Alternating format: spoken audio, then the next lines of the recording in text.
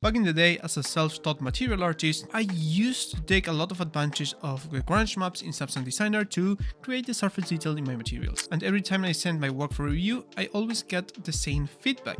Hey, this is looking way too noisy, your details are way too generic, or even this just doesn't look good, I can see that you're using this specific Grunge map. At first, I couldn't really crack down how to fix this, until one professional was talking about this problem said the following. Every surface has a story built by the environment they live in and the events that happened in there. The more clear you have that story in your mind, the better you're gonna get at representing that story. And when you achieve this, people will understand more what you're trying to create. When I heard this for the first time, I started changing how I made my materials. And the first thing I did, it was understanding why what I was doing before was not working, so that I could then learn how to change it. And if you feel that this is also happening to you, then listen closely. Grunge maps don't work for you because they are pre-made generic noises. And the most important part that they don't work for you is because they are easy. It is 10 times easier to use a resource that is pre-made and you have nothing to do but to apply it than making your own. Yes, you're ending faster, but at the expense of killing the quality of your artwork. Now, if you did your own Grunge maps, things will be way more different. In fact, your material could get 10 times better because you're taking attention to all the details. But why does this happen? Well, because the story makes sense in the context you're putting, and it also makes sense for your audience. Now, when they see this, they also realize that you care about your work. And if you care enough about it, then you will do everything to make it look better. So the next big question is, how do we create valuable Grunge maps for our materials? And we're gonna see this by taking an off example, this material I made some months ago for one of my courses in Grunge. So as you can see here, this is a concrete material and it has a lot of details. The more we zoom in, we see a lot going on. And we're gonna look at how did actually I break down my surface details and how I actually thought of it to get where it is right now. Now this is quite a particular material because of the pattern, but the surface detail, the way I did it, is actually a little bit different. So in here I use a pre-made Grunge concrete. Now this is something specific that designer added lately, and these kind of concretes are the one that maybe you want to use, but again, you use them as a base, not as a finisher. What many of my students do is they get to this area where they finish their pattern and they need to add the surface detail. So what they do is basically they get the blend, get a Grunge concrete or a Grunge in general, and they just apply it there, something like this, and they use this as a base. If I were to use this as a base, what you're gonna see is that now the material is a disaster. It's too noisy, and sometimes they even deliver things like this, and it's no good. It's really no good. Even if I lower the intensity a little bit, it's just not good. So one of the main things you need to understand to creating your own Grunge maps for your surface detail is learning the intensity of each part of the map. There's gonna be some things that are gonna be more intense, and there are gonna be some things that are gonna be less intense. As you can see, the Grunge map is barely visible at, let's say, long distances. If I were to go into this view and go from far away, you're gonna barely see it. But as I start to zoom in, you're gonna realize that it's barely visible. First you see the holes, and if I go really in, you start to see all that noise coming along. And it's also because of the base color. So what I'm gonna do here is I'm also gonna generate a uniform color like this, and I want to remove, all color from here. I want you to see only the surface details so you can actually take care of it. Now, for this first Grunge map, I really use a very low value, a 0.02 value. As you can see, super low. Most people use a value between 0.1, yes, when trying to do things like this, and you can see that even by doing 0.1, this is already too strong. Don't be afraid of lowering your values even more. 0.1 is not your minimum value, and many times you can even go to negative values. In this case, that's not what's happening. You can't go to negative values as far as I know. Let's try it out in the blend node, but using a 0.001 value, it's actually quite permissible for this. Now you see that this Grunge map, when I remove it, the material was still working because the rest of the things I add are the things that the material needs to work. But this is an aggregate that gives a little bit more of value, making this feel more rusty. So let's see the rest of the parts. So I started to subtract some of these circles you see here. And as you can see, I am actually doing it several times in different ways. So I got a black and white spots too, and I use a high pass grayscale, and then I use a levels to remove part of the information and get that into a blend with a purlin to generate a little bit of mask, and then apply it again to my material with a really low value. This is the way of how you process grunges and noises. You never try to do this. Yes, unless it's for a really subtle detail, yeah, you never do it. In this case, what's going on is that from this image where I have a lot of information, I'm using the high-pass grayscale to remove the background, to remove the contrast the image has, and then use the levels to move the information around to get only the parts I want. That means that I'm being picky or specific about what I want. So if I go here, for example, for the grunge, let's go 15. And no, sorry, not this one. Let's go grunge 14. My mistake on that one. And if we go lower the contrast and then do a high pass grayscale, you see how this is changing. And then I get the levels. There we go. And I start to push the blacks back. You're gonna see that what I get are the lines, just the scratches. The most important part I want to get from here. Again, you can turn around with this and play around depending on the value of your radius, see? By applying this method, what you're gonna get most probably is always the strongest parts, see? Or values in the grunge map you're using. Yeah, because those are the ones that are gonna stay the most white around the image, see? Now this process will repeat it several times, as I said, and I try to change it as much as I can. Now between this one and this one, the only difference is scale. And yes, I use two different grunges, but if you want to save some memory, you can also use a save transform for this. Setting this to random and double the tile and pull it here, and it should work as well. See? And now we save a lot of memory. Now the process again is the same, but look, how I mask things is different. And the difference comes on what kind of details we want to apply. The first circle we applied are really soft, so you are not really seeing them. But these ones are going to be a little bit stronger. And for that, we had to do a mask that allows us to only pick specific areas, a blur to soften them out, and a levels to generate this kind of bevel around the area. What is that giving to us? So if we go close to this, you're going to see, yeah, that if I increase the intensity, yeah, these are the spots that we're looking at. And these spots have a little bit kind of like a bevel or a really small curve. So now the subtraction or the distraction we are causing, it's not straight down forward. It's not that strong, it's not sharp. It has some kind of gradient, even by being small. And as you can see in here, we did exactly the same. We grab a noise, which is the third one, a histogram scan, a blur, and then a levels.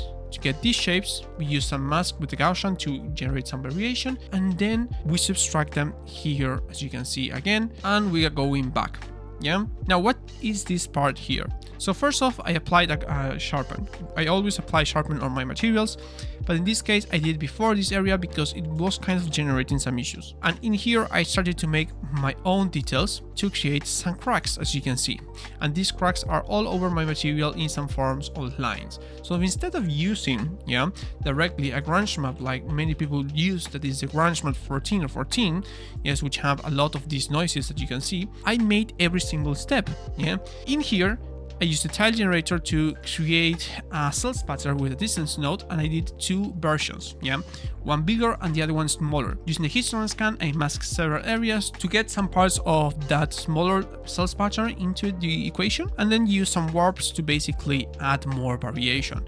And one of those warps is connected to the blend node. Now from here, I went to an Artstation to generate my lines. I use a slow blur to include variation and a mask again and again to make this softer. And if I go here and increase intensity, you're gonna see that these are the lines that I have. And I can make them be way more stronger or way more softer. So I know what you're gonna say now. Ezequiel, this is not a grunge map. This is just you applying details to your material. Yes, that is true, but the same happens with the grunge map. The grunge map would be me combining all of these separate details into one map with different intensities and then getting that into my node network. Take a close look to this. So as you can see here, I have a concrete surface generator, and this concrete surface generator is basically the same process I show you here, but into a node.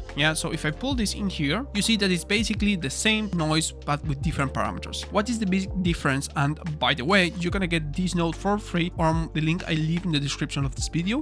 it's most probably Artstation or Gumroad, but again, it's going to be 100% free for you. So take a good use of it. So why is this working? And why is it the same or similar to what it would be a Grunge map? So a Grunge map, if you look into it, yes, it's basically an image that has parameters. And you can create basically and change some parts of it. Now, it doesn't allow you to make many things more than balance and contrast. Now, the actual node I'm using has a lot more parameters because I want it to be more flexible for you and for me when we try to use it. If you wanted to do a Grunge map instead of a tool like the one I did, the only thing you need to do is do exactly the same like this one, apply a copy or a max lighting in all of these blend nodes, and then pack it into a node and import it into your graph. And it's basically just doing that. Now, if you don't believe me, I just did that. I basically copy everything from here, came in here, and start blending them using copy modes instead of using subtract, and also some max in here to generate the details that then I am subtracting to my shape. So going back to the subject, why is this better than using a Grunge map? Well, for first, if you look into your Grunge map, this is just pure chaos. It's super chaotic. You really can't understand what's going on here or where did this came from. Yeah, you don't have like a story or something that tells you this comes from here. Yes, you have scratches and then you have noise. That's all you're gonna see or say. So if you're gonna use this, you're gonna have to use it in another way that we're gonna be seeing later. But what you need to learn before going into that is how do we actually prepare something like this? How can we realize that we need to do this step by step, and where do we start? And yes, we start in the reference. Reference is where everything starts, and if you don't do the right research for this, or you don't have the right reference images, it's gonna be super hard for you. Now, if you want to learn more about reference gathering, I have another video called The Secrets of Realistic Material Creation, and you can look at it in my profile in YouTube. Now, when you want to look for surface detail, you want to have images like these two that really and clearly show, yes, what kind of surface details you have in your material. You don't have, or you don't need to have 2000 images for one material. You only need 3 or 5 really good quality images that tell you what you need to build. And quality is not the same as resolution. Resolution would be you being capable of zooming into an image and maintaining every pixel to see the detail crispy. This image doesn't have resolution, but it has quality because I see how the pattern works. I can see the surface detail. I can also see the color variation that runs around. Yeah.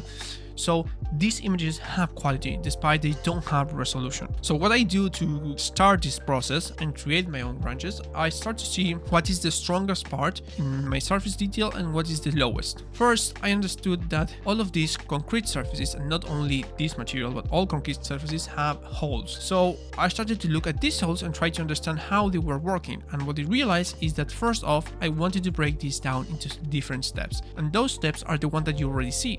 I went for creating holes, yes, in big, medium, and small. So by doing this, I am creating a sense of scaling, yes, in my material, where you can see how things are compared in size. Now, the next thing I noticed is that there were some cracks, yes, and I want them to be more original, so that's why, again, I made a variation between something big and small, because cracking doesn't have just because, it happens because of several things, and one of those are erosions, and sometimes it can happen in bigger parts or in smaller parts, depending where it takes place. You can see that here, the cracking is bigger, while in here, the cracking is smaller. So once you have this, you can now proceed to actually create it in Substance Designer. Now, one thing I also know, because I was actually creating a concrete gallery for a personal project that you're going to see soon, is that concrete has also this very rough surface, and that's the reason why we use the Grunge concrete Grunge map. And in these areas in particular, you can see it because the color is not well defined, not only because of definition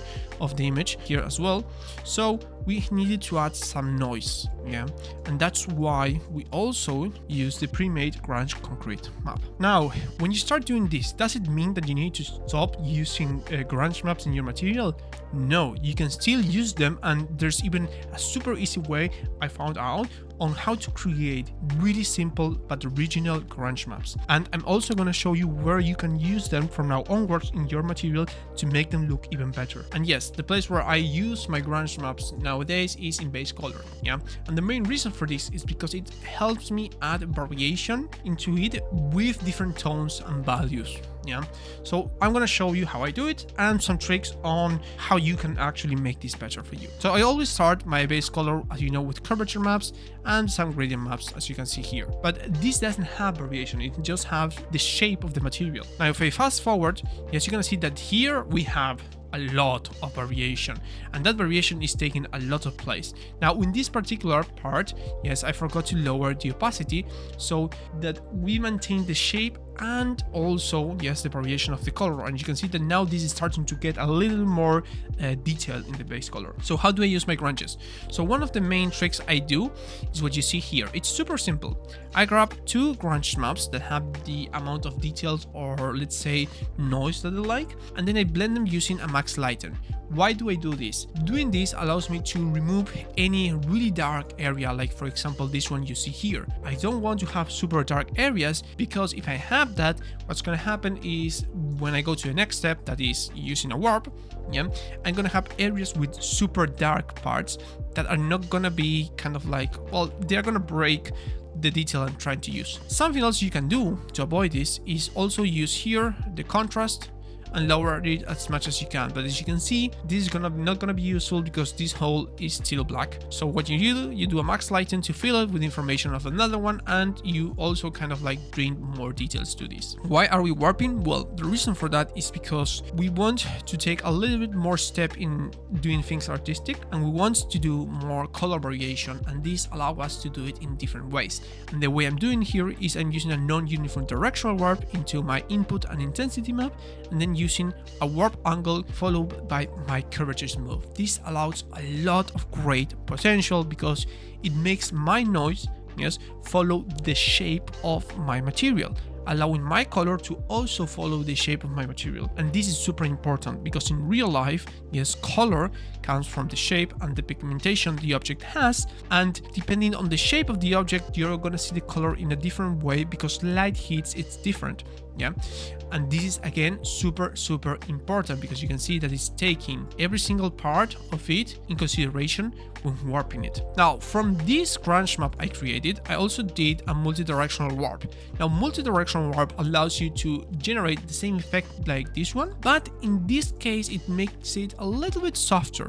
Unless you use the chain. If you use the chain node, and you have seen some of my shorts, you realize this is the node I use to make brush patterns. And it's super useful because it also blurs a little bit out information. Now at the volume having it, it's not doing that. Yes, it's a little bit kind of like strong, but what I do next is I use a sensor from grayscale to repeat the tile in several parts because I'm gonna go from micro detail, and using the curvature information, I use a gradient map and a vector warp grayscale to do exactly the same I was doing here. It's not the same effect, but it generates something different, and you can see it from here. We go from this to this, and I can even go further to make it stronger for you, or even unplug it so you can actually see what's going on. See, we're adding color variation into that. Now there's something else I want to show you, that is how I usually do grunge maps nowadays, and you can see it this way. If I create a grunge map 14, yeah, and a grunge map, let's go 15, you're gonna see that both of them have the same problem with these whiter areas. So if I lower the contrast, I kind of remove that. Now I show you how to blend them using a max lighten, but now what we're gonna do is we're gonna use the brush pattern to remove the sharp edges. Yeah, so if you go here, you're gonna see that before we have a really sharp edge, but now we're removing that, and we're gonna do the same with the other grunge map. Now we're gonna get a tile generator, yeah, set this into image input and set it to 2, combine these together and set the pattern to something like 5 by 5. Yeah, now do the scale into 4, a little bit of scale random. Yeah, let's do random in intersize X and Y to generate some variation. Offset random as well, position random, yes, rotation random, a little bit of luminance random to 0.36, and then set the blending mode to max. And now you have a new grunge map that you can use in different ways. Now you can keep pushing this even more, yeah, to generate different kind of details. Yeah, this will always kind of have more parameters for you to play around, and you can play quite a lot, as you can see, and it can generate a lot of new variation. by using other nodes that I just mentioned, like for example in the non-uniform directional verb. This can give us a different kind of feeling. See, now this looks way interesting than the other things that we got, and it feels a little bit more directional as we want it to. Now, is there any other way of using things like this? Well, actually yes. So if you were using other kind of grunge maps like this one, Grunge Dirt Film and Grunge Dirt Muddy that I took from another place, this one won't have the brush pattern, so you can't really do that unless you make your own mask, and it's actually quite easy. If we go here, we can create a shape node, build this here, get a blur node, and multiply the result by the other one, by doing this. Right now, there's nothing going on. I'm gonna set the quality, but when I start to lower the scale of this, you're gonna see that we start to get the same result or even better. And again, this is great to even create surface details. I use this a lot to create details on my roughness map mostly. So for example, if I were to use it in my way, as you can see, this is already great and it's really nice.